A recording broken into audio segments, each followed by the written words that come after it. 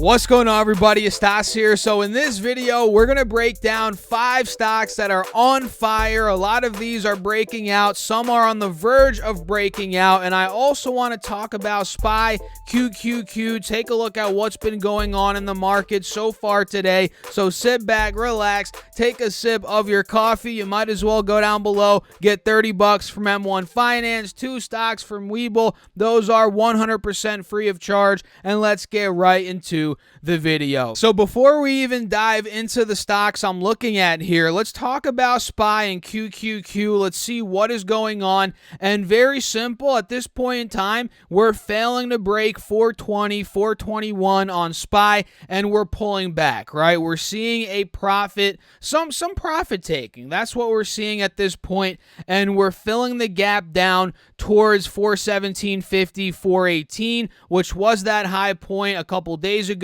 and last week when we double topped here at these two levels. So very simple. We're seeing profit taking right now. I suspect this could be setting up for a rally, whether it's today, in the end of the day, the next 3 hours we have here, or when you're watching the video, we have about 2 hours left in the market, or it's setting up for a rally maybe tomorrow or the next day. But all I know is as long as we hold the 50 SMA here on the hourly chart, as long as we rebound over 418, which it looks like we're doing as of now, there is going to be upside, and maybe we retest and maybe even break out of the highs from earlier today and yesterday, right around 420, 420.5. So SPY is looking good, simply some profit taking and pulling up QQQ. Let's see what's going on there today. A lot of the same, right? We're seeing a bit of a pullback pre-market. We did break out of 333. We got to 334, which was good,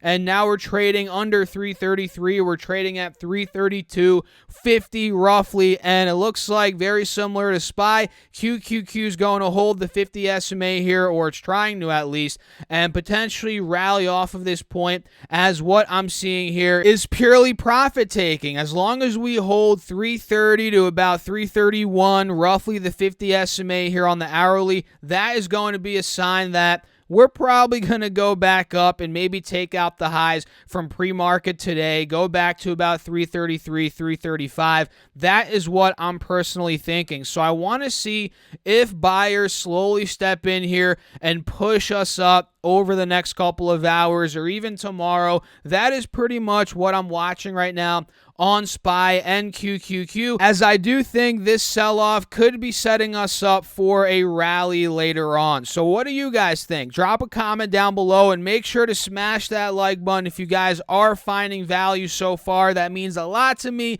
And let's get into these stocks today that, oh my goodness, guys, a lot of these are breaking out, some more than others. Number one, we have Tattooed Chef. Holy crap. This one's up 8% today. And look at the intraday chart. This has not pulled back whatsoever today. Well, it has a little bit, but overall the trend has been up with many pullbacks in between. Now we're up 8% pretty much. We're over $22 a share, and this is one that most of you guys know, especially if you're in my Patreon where I give all my buy and sell alerts real time. You guys know that I've been buying Tattooed Chef. I bought some in the 20s a couple weeks ago, and I bought all the way down to the 17, 16, 15 level. I was buying heavier in the teens, bringing down my average cost, and this is exactly why I was buying. We're breaking out. This is incredible. We're trading above the moving averages. We're out of the wedge. We broke above 20. Now we're filling the gap up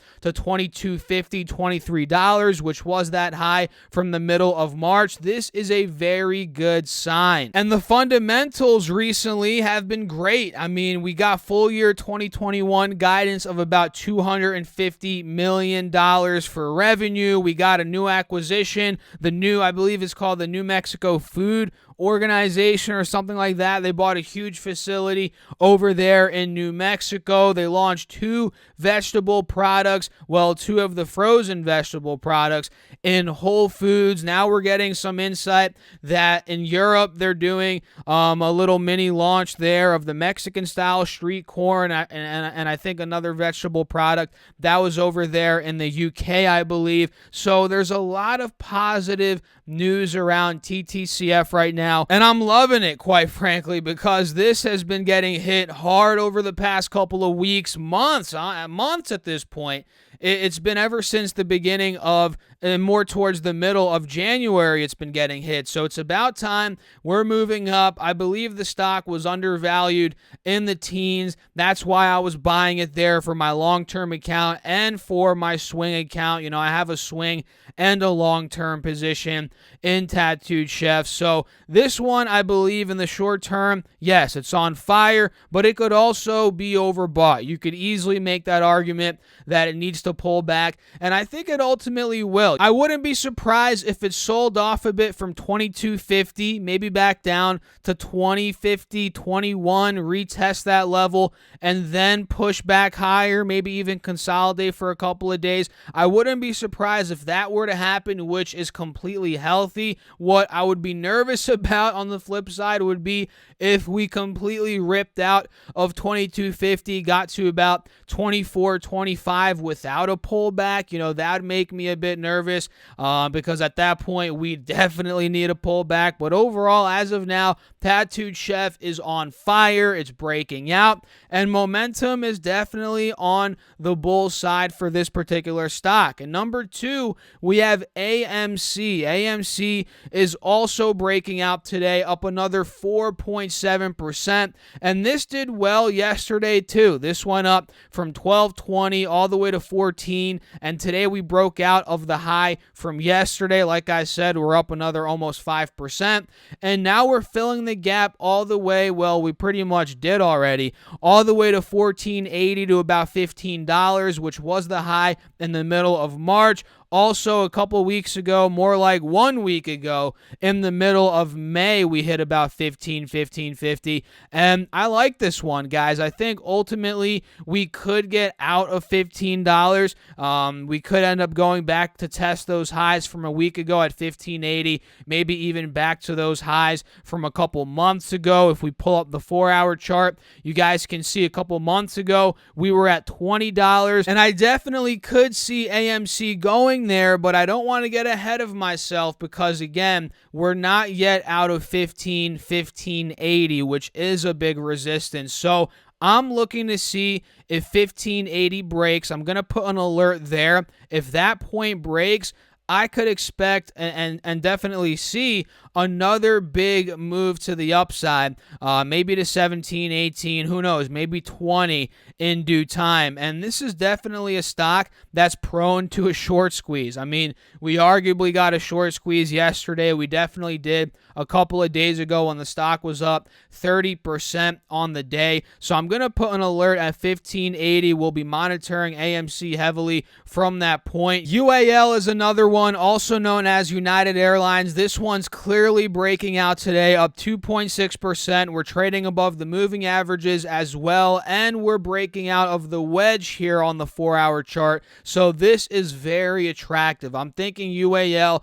could make its way to $60. That's the first level from where we are now, the first resistance level. So I think there could be about $2-3 upside from here, about 4 or 5% profit potential. And if $60 breaks, 61 breaks, we're probably going to go test the high from earlier this year in the middle of March. That's at about $63.70 to about $64. That is where I think UAL could be going. So we actually caught this one early, and by caught I mean not necessarily I took a position in it, but we're seeing the chart early to the point where now we're seeing the breakout. We could either strike, take advantage of the opportunity, watch it, or just sit on the sidelines. And at this point, like I said, I didn't buy in quite yet, but we're early enough to where I might consider buying in. Well, I'm already considering it, but I just haven't done it yet. I'm just pretty pretty much watching very closely here. So UAL is solid. I'm watching it. You know, a lot of these travel, these cruise line airlines, they're in pretty interesting setups right now. I think another one we mentioned recently was LUV. LUV, I'm waiting on that breakout, but cruise lines, a lot of these are already breaking out. RCL's up 3.5% today, trading above the moving averages on the 4-hour chart, and now we're peaking above the downwards channel here that's forming on this time frame, and that's been forming for months at this point, ever since the end of February. So I like this setup, and we're not quite out of the woods yet, so be careful, guys. But I'm thinking if $60, or not $60, gosh, guys, not even close to 60, more like 90. If 90 to 92 breaks, which was that high from the end of April, expect to move towards 95, which was the high in the beginning of April, and then after that, maybe 97, followed by $100 per share, which was the high in the end of February. So there's a lot, I mean, there's not a lot going on RCL here, but I guess you can say there's a lot of resistance levels coming up. But the key one, I'd say in the short term, is definitely $89, $90 to $91, especially 92. So this level, if it breaks again, that could set the momentum shift for RCL to get to $100 per share. So watch out for that, especially as we're heading into the summer months here. There could be some hype around the cruise lines, and CCL is another one which is further in the breakout process compared to RCL.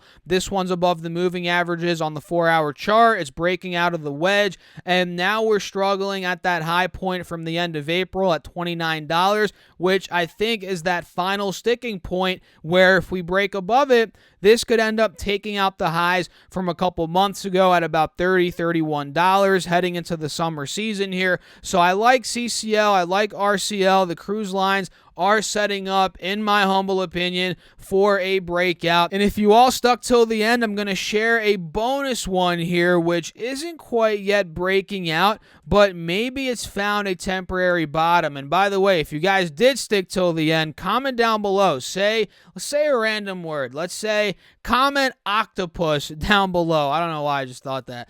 Just do that. Comment octopus if you guys stuck till the end. And Arrival, ARVL, is one here that has potentially, like I said, found its bottom, right? We peaked under $17, $18, which is where we saw that lower low in the downtrend hit. But now we recovered back above 18. 18 was support in the end of March, also in the beginning of March, and we're also recovering above the moving averages. And one thing that I like here that I'm seeing is we're seeing a golden cross on the 4-hour chart. The 50 SMA is crossing above the 180 SMA, and we're also seeing the EMA cross above the 50 SMA. So this is kind of like a double golden cross that's forming here on Arrival. And again, we're holding 18, 19, which is a good sign. And now I'm just waiting to see if Arrival could break out of this consolidation zone that it's been in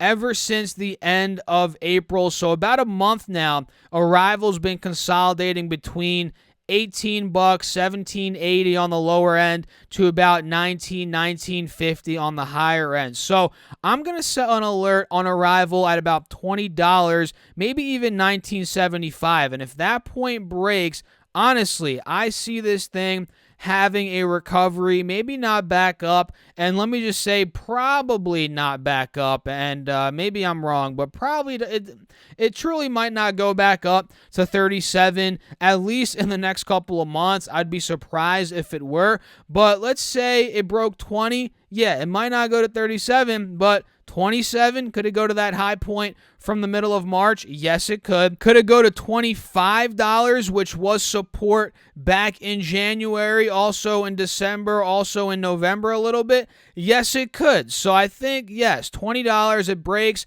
There could be about $5 to $7 per share upside here in the short term for Arrival, which does really count it as a breakout stock. That's if it breaks 20 bucks. So overall, that's it. I hope you all enjoyed the video. Make sure to hit the like button, drop a comment, let me know your thoughts, and comment octopus. I don't know why I use that word. It's random, but comment that if you guys stuck till the end. Make sure to check out my Patreon if you want real-time buys, sells, call-outs, morning update videos, more access to me. That is linked down below, or you guys can go to StockSurfFest.com/Patreon. That is StockSurfFest.com/Patreon. You also could get 2 stocks from Webull and 30 bucks from M1 Finance. Those are free. 10 bucks from Coinbase as well. Guess what? That's also free. All of those are linked down below. I'll see you all later today. Thanks for tuning in again. As always, keep crushing the markets, guys. Stay safe out there. Peace out.